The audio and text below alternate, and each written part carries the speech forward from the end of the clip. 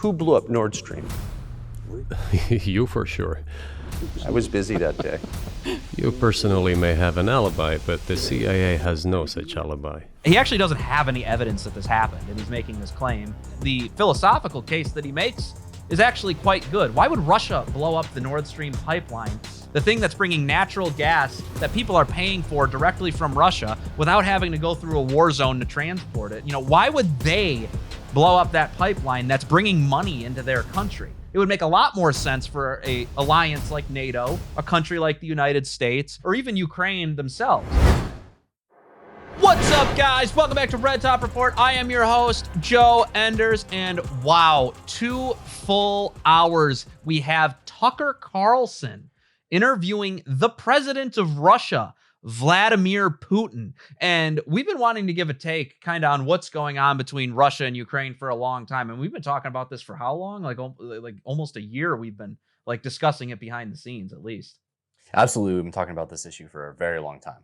Yeah. So anyways, you know, I just kind of want to set the stage and kind of show everybody, you know, how the interview, kind of a chronology of the interview and some of the interesting things that were found in there, of which probably the most profound was the CIA's role in a lot of this conflict. Now, obviously, we can't just take everything that Putin is saying at face value. We don't know it to be true, but what we can say is what Putin is presenting to everybody here is the Russian side of things. If you want to go see the Ukrainian, Western, NATO-supported side of things, guys, go watch Fox News. Go watch any mainstream media outlet. They're talking about it constantly.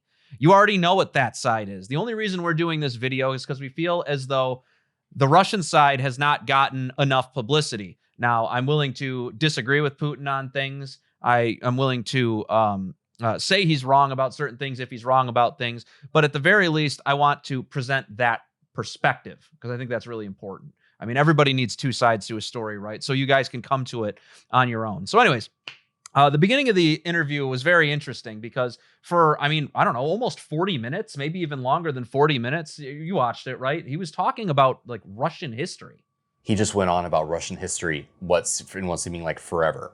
Yeah, and he started from the very beginning. And you know, as an American, I feel like a lot of Americans don't know much about Russian history and how it started.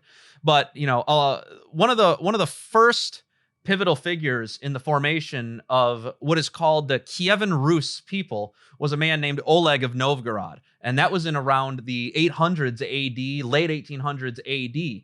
Now, if you look at a map right here that we have, this is the Kievan Rus where Russia was born. So Novgorod is up near, it's in Russia. It's in the country of Russia today. However, the capital of the Kievan Rus, the first capital of the Kievan Rus was actually Kiev, which is in modern day Ukraine. It's the modern day capital of Ukraine today. So what he was basically trying to say by going through this entire historical chronology is that, well, traditionally, we've always viewed Ukrainians as Russians because Ukraine is traditionally Russia. Now, what a lot of people don't know about the Kievan Rus is that the Kievan Rus were actually Vikings, and they came down from the north and started founding this region, which eventually became Russia. Kievan Rus became Rusians, and Rusians became Russians. You know, that's sort of the progression of history. Now, obviously, under the Soviet Union, well, actually, even before the Soviet Union, there was certain attempts to have an independent Ukraine, and the Bolsheviks actually allowed an independent Ukraine, but more operating as a satellite state of the Soviet Union. Now, obviously, the Nazis wanted an independent Ukraine as well, I would imagine, given the fact that they were part of Russia, the communists, the mortal enemies of the Nazi Party. So the Nazis supported a lot of groups in Ukraine at the time, and this is what Putin was basically explaining through this whole thing.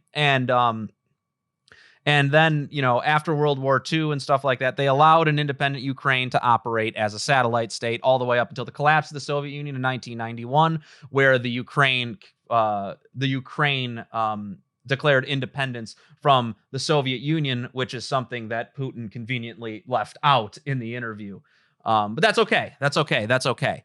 But anyways, so what he's been trying to say, and one of the things that he's saying is he doesn't even view these people as Ukrainians, as an opposition people that he's taking out. He views it as taking back territory that 100% belongs to Russia, that is populated by Russians. And this is especially true in the eastern regions of Ukraine today. So that's just giving everybody a little bit of context. And, I think that this first clip from the interview is probably the most informative because it explains why you actually haven't heard Putin's side of the story yet. Let's play it.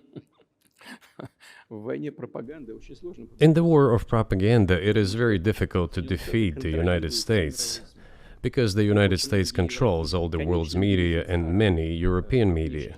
And this is a really important thing to generally note about the United States of America. We exercise the strongest soft power. There's soft power and there's hard power. Hard power is military action, economic action like sanctions, waging war, intelligence operations. That's our hard power. But our soft power is how our culture expresses itself, how our worldview expresses itself to other countries all around the world.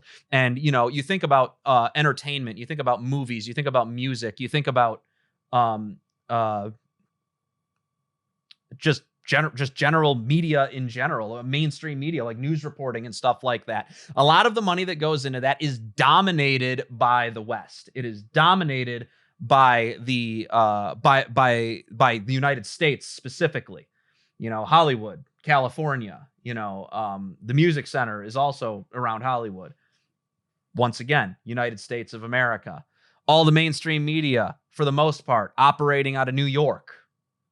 That's in the United States of America. Now, then you have other branches, specifically ones that try to present the Russian side of the story, like RT, RT America, and they're persecuted and shoved around and said that they're an illegitimate source and that they can't be used and that every bit of information that they're reporting on isn't true. And they're attacked by the Western media in that way. So it makes it kind of hard to actually figure out what's going on there. And that's why a lot of people have what is going on in Ukraine in their minds right now. Guys, Red Top Report Premium is finally active, and ever since we departed from Church Militant, we need your help and your support in order to make this channel continue. That said, we have great premium content for only $5.99 a month coming out in the near future. We're going to be deconstructing the unalienable rights of the Constitution and seeing how they stack up to Christianity and its teachings. I don't want you guys to miss it. Please, please, please join today. One of the things specifically that the mainstream media covered was the Nord Stream pipeline. Remember that thing that blew up? It was a natural gas pipeline that took Russian natural gas and circumvented Ukraine as a pathway to get to Western Europe. So Western European countries like Germany, for example, could buy it from Russia. It was a way for Russia to make money. Now, we blamed the Russians for blowing that up. Well, here's Putin's position. Who blew up Nord Stream? You for sure. I was busy that day. Nate, do you have? I did not blow up Nord Stream. Thank you, though. У вас лично, может быть, есть алиби. У вас лично. You personally may have an alibi, but the CIA has no such alibi. Do you have evidence that NATO or the CIA did it? All right, so this is an interesting part because he actually doesn't have any evidence that this happened, and he's making this claim despite there not being any evidence. But I think that the philosophical case that he makes is actually quite good. Why would Russia blow up the Nord Stream pipeline, the thing that's bringing natural gas that people are paying for directly from Russia without having to go through a war zone to transport it? Why would they blow up that pipeline that's bringing money into their country? It would make a lot more sense for a country or a alliance like NATO, a country like the United States, or even Ukraine themselves. But the problem that Putin brings up here is very interesting. So just listen in. I won't get into details, but people always say in such cases, look for someone who is interested. But in this case, we should not only look for someone who is interested, but also for someone who has capabilities. Because there may be many people interested, but not all of them are capable of sinking to the bottom of the Baltic Sea and carrying out this explosion. These two components should be connected. Who is interested and who is capable of doing it? Now, there's no one better at covering their tracks when, committing some sort of false flag, some sort of military coup, some sort of uprising, quite like the United States Central Intelligence Agency. I mean, let's be honest, guys. Should I say it out loud on the channel? Yeah. I mean, look at January 6th. No. Don't ban me, YouTube. Don't ban me, YouTube. But seriously, they've been engaging in destabilizing governments, trying to put in pro-democracy, pro-America regimes all across the world for the longest time. And when you look at things from that perspective, it makes what Putin's saying seem a little bit plausible. Whether he's right or not, we don't know, because as I said, he doesn't have any evidence. And even when Tucker asked him, he didn't have any evidence. But as we go deeper into this, he actually does provide some evidence that he's been seeking peace in this war, and it's actually Western governments that have been pushing Ukraine and other officials away from seeking that peace. Watch this. So I just want to make sure I'm not misunderstanding what you're saying. I don't think that I am. I think you're saying you want a negotiated settlement to what's happening in Ukraine.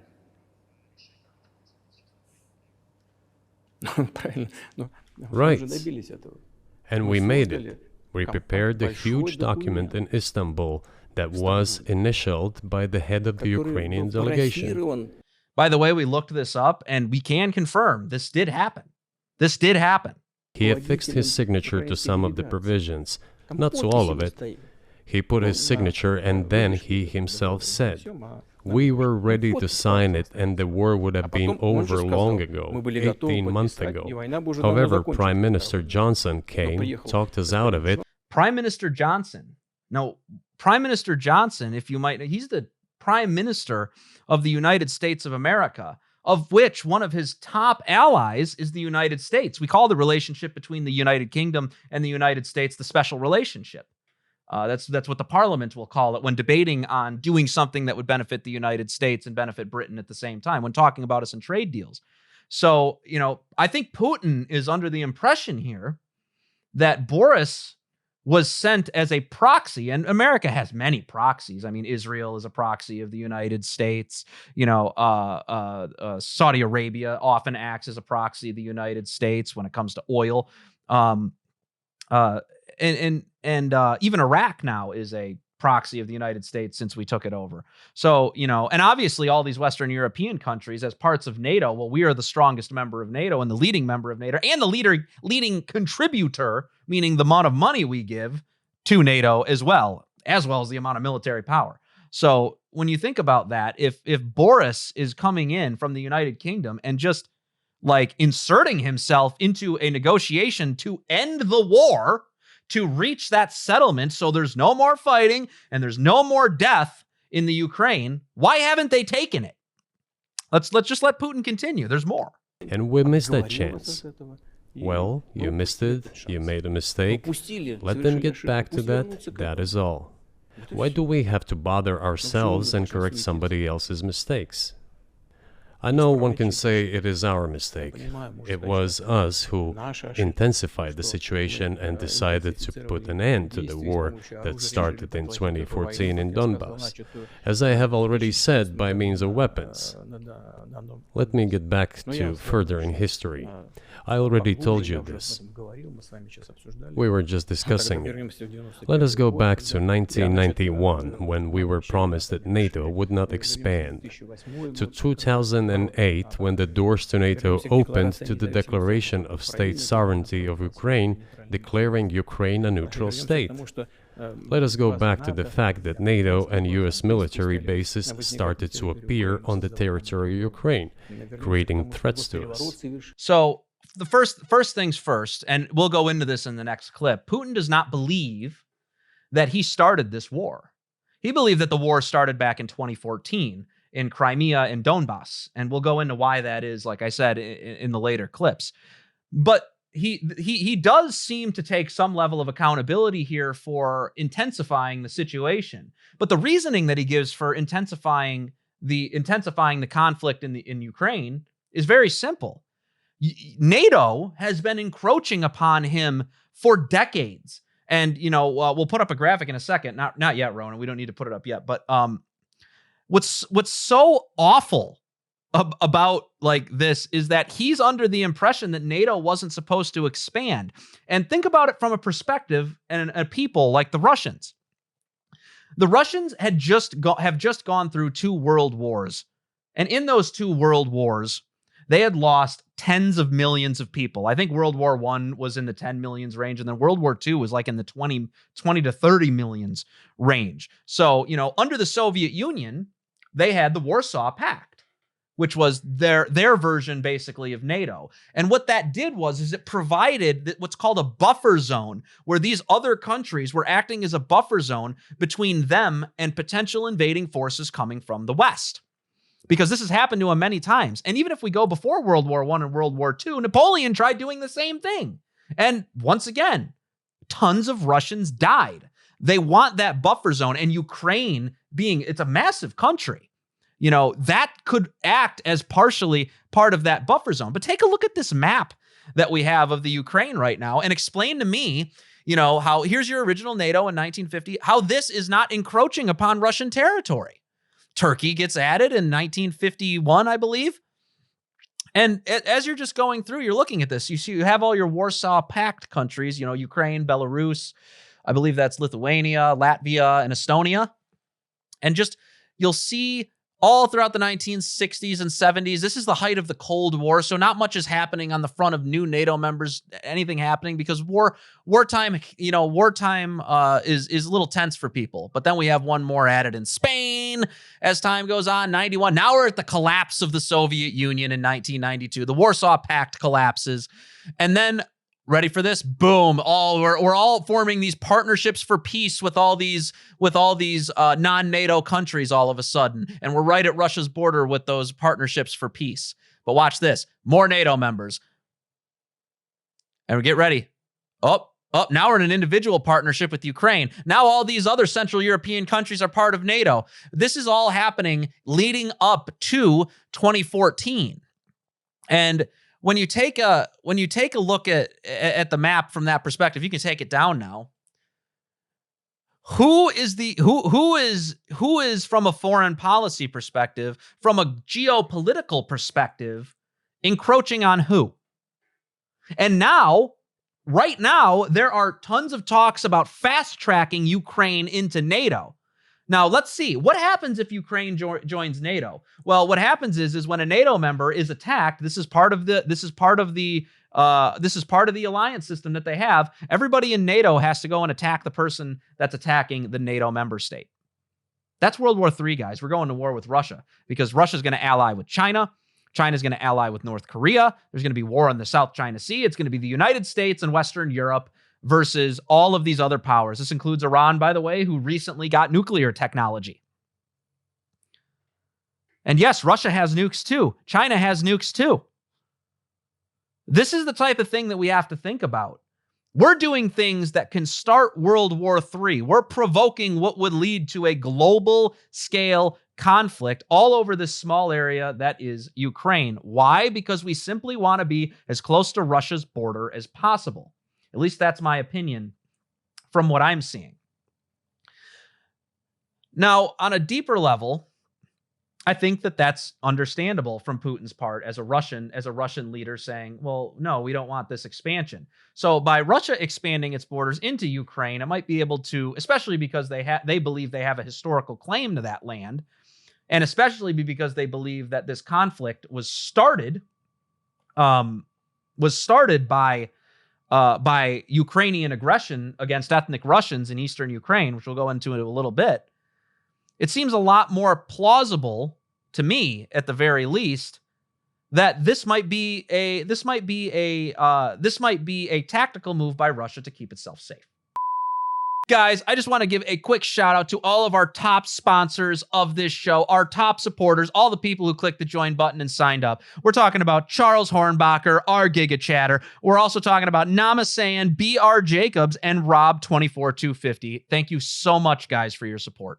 Now, this next clip is probably the most interesting one. It's a little long, so I'll try to explain things as they're happening and help you guys understand exactly what he's saying here. But the war, he believes that the war started in 2014. That's around the time that Russia annexed Crimea and all of these other things. What he's basically saying is that the United States, the CIA, NATO, the Western forces essentially were forming a coup in Ukraine that caused this warfare situation in the eastern parts of Ukraine that led to the invasion by Russia from Russia as a response. Just listen. That was 8 years before the current conflict started. So what was the trigger for you? What was the moment where you decided you had to do this? Ну, спровоцировал конфликт изначально. Initially, it was the coup in Ukraine that provoked the conflict. Кстати говоря, By the way, back then the representatives of 3 European countries, Germany, Poland, and France, arrived. They were the guarantors of the signed agreement between the government of Yanukovych and the opposition. They signed it as guarantors. Despite that, the opposition committed a coup, and all these countries pretended that they didn't remember that they were guarantors of the peaceful settlement. Никто не вспоминает. They just threw it in the stove right away, and nobody recalls that. I don't know if the US know anything about the agreement between the opposition and the authorities, and its 3 guarantors who, instead of bringing this whole situation back in the political field, supported the coup. Although it was meaningless, believe me. Because President Yanukovych agreed to all conditions, he was ready to hold an early election which he had no chance of winning, frankly speaking. Everyone knew that. Then why the coup? Why the victims? Why threatening Crimea? Why launching an operation in Donbass? This I do not understand. Now, what I think is so interesting about that whole thing is that Putin does not view this from the perspective of him being an invading force, as we said before. He views this from the perspective of reclaiming land that traditionally belongs to Russians. Now, this is especially true in the regions of eastern Ukraine, specifically the Donbass region, which is largely populated by ethnic Russians. They actually speak Russian for the most part over there, not Ukrainian. What these rebels who overthrew the I'm not even going to try to pronounce Yanukovych, I believe, or something like that. His regime, which wanted there to be peaceful settlement, that didn't happen. There were these Ukrainian groups, specifically groups of actual neo-Nazis. Because remember, guys, like in World War II, these guys were these neo-Nazi groups these Nazis supported Ukraine in the war, these Ukrainians in the war, World War II, and they were fighting against the Soviet Union. So these neo-Nazi groups, which had very, very, a lot of them extremist views on Russians, were engaging in military operations, including shellings of cities in Donbass. I read one article from Russia Today that actually found that, like, between 2014 and the beginning of the war, anywhere between 10,000 and 14,000 people had died in that region because, neo-Nazi groups like the Azov Battalion, which you can see pictures of them. First off, their logo looks very Nazi-ish. And 2, there's actual Nazi flags behind some of their platoons in other instances. So this is the region this is the region of the Donbass. These are the people that Russia wanted to expel from that region because they were persecuting who they viewed to be Russian people, ethnic Russians. Now, the prior regime, before it was overthrown, seemed to be against this sort of thing. But you can see several examples. I've seen videos of politicians saying that they want these people in the Donbass, these so-called, separatists that feel like they have more allegiance to Russia, that speak the Russian language in the eastern parts of Ukraine, like Donbass. They want their children starving and banned from schools and hiding under the tables, cowering in fear. Yeah, there's a clip of a politician in that area saying things like that. So from Putin's perspective, There is already a war started. That war is started against ethnic Russians, and he's just bringing in the troops to kind of protect those people from being persecuted, slaughtered, murdered, and killed. Was that the right thing? Is that a just reason to go to war? I'll leave that up to just war theologians, not myself. However, most people say that with just war, if it is defensive and it has a reasonable chance of success, that you can often engage in a just war. Now, obviously, there's more criteria than that, but that's just a simple bit. Now, let's let Putin continue here. That is exactly what the miscalculation is. CIA did its job to complete the coup. I think one of the deputy secretaries of state said that it cost a large sum of money, almost 5 billion. But the political mistake was colossal. Why would they have to do that? All this could have been done legally, without victims, without military action, without losing Crimea. We would have never considered to even lift a finger if it hadn't been for the bloody developments on Maidan. Because we agreed with the fact that after the collapse of the Soviet Union, our borders should be along the borders of former Union's republics. We agreed to that. But we never agreed to NATO's expansion, and moreover, we never agreed that Ukraine would be in NATO. We did not agree to NATO bases there without any discussion with us. For decades, we kept asking, don't do this, don't do that. And what triggered the latest events? Firstly, the current Ukrainian leadership declared that it would not implement the Minsk agreements, which had been signed, as you know, after the events of 2014 in Minsk, where the plan of peaceful settlement in Donbass was set forth. But no, the current Ukrainian leadership, foreign minister, all other officials, and then president himself said that they don't like anything about the Minsk agreements. In other words, they were not going to implement it. A year or a year and a half ago, former leaders of Germany and France said openly to the whole world that they indeed signed the Minsk agreements, but they never intended to implement them. So this is a good example of some kind of like sleight of hand going on with the Western government, saying that they signed this deal to have a settlement of this conflict going on in the eastern regions of Ukraine, and then all of a sudden there's just they're saying they signed it but never intended to implement it. Well, then why'd you sign it? That's a really important question that he's bringing up. And the thing that he's talking about with the CIA, I mean, it really could be that the CIA provoked the conflict in eastern Ukraine, and by provoking it, baiting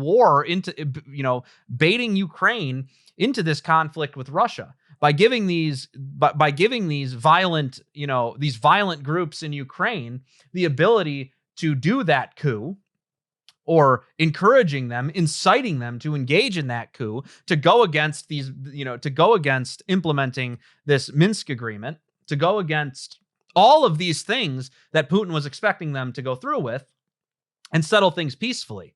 All of that falls apart. Well, then what are you supposed to do? I don't know. Anyways, continue. Was there anyone for you to talk to? Did you call a U.S. President, Secretary of State, and say, if you keep militarizing Ukraine with NATO forces, we're going to act? Мы постоянно об этом говорили. We talked about this all the time.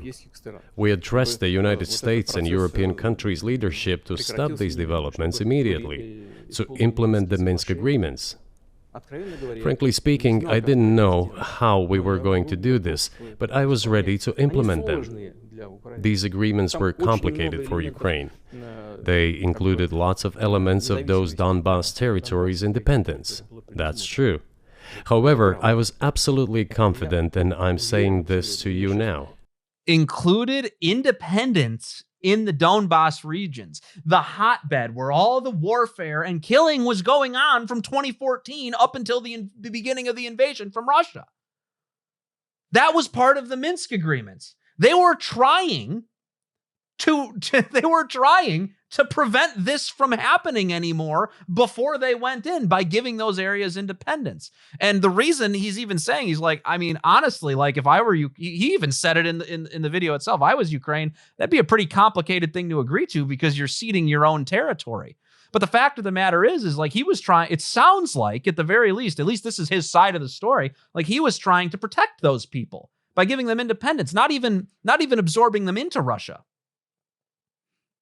You know, so and it's like and he's telling the United States State Department or the presidents, and he constantly tells us, guys, stop militarizing this area, stop militarizing. We're not listening.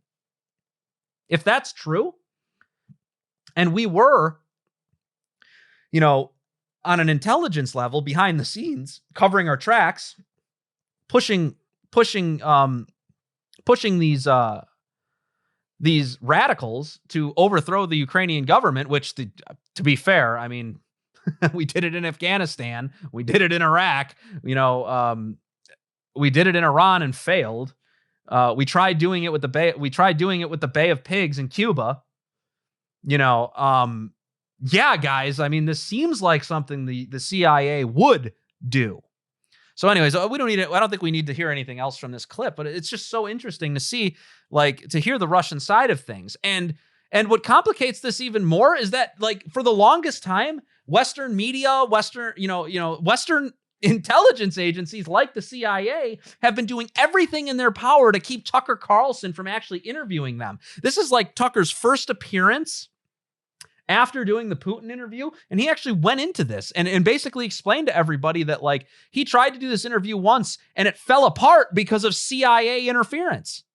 I'll start in reverse order. Why now? Well, I've been trying for 3 years to do this interview.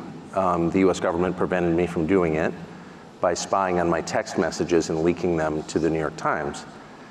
And that spooked the Russian government into canceling the interview. So I've been trying to do this, but my country's intel services were working against me illegally, and that enraged me because I'm an American citizen. I'm 54, I pay my taxes, I obey the law. And there was no expectation in the America that I grew up in that my government and its intel services, NSA and CIA, which were always outwardly focused on our foreign enemies, would be turned inward against American citizens. And I'm shocked by that, and I'm infuriated by that. If that's going on with American citizens, why would they not try to do even crazier things outside of the United States, where they're not bound by the Constitution? You know what I mean? Where they're not bound by these laws. Heck, the United States is the most powerful country in the world, even if they violated international law, you know, even if they violated UN accords, things like that, which, by the way, they have before. What would stop them from doing any of the things that Putin's accusing them of? And, you know, looking at this whole situation, why was the CIA so against this interview happening? Well, they don't want you to have Russia's side. So obviously, you know, what's the main takeaway from all of this stuff? Much like we talk about how the Soviets had all of this pro-communist propaganda, the West also has a propaganda machine. And that propaganda machine does not like it and does not want certain sides to be released to the public. And they'll say, whoa, well, it's because it's lies, this, that, and the other. Well, according to who? You? You have to be able to debunk the claims of the other world leaders. This is the whole point. And to try and sabotage Tucker Carlson from ascertaining both sides as a government body, first off, it is illegal. It is a gross violation of the Constitution of the United States of America, which involves a free press, by the way. Free press, meaning you're allowed to cover anything, and you should be able to talk to any world leader and be protected to do so as an American citizen.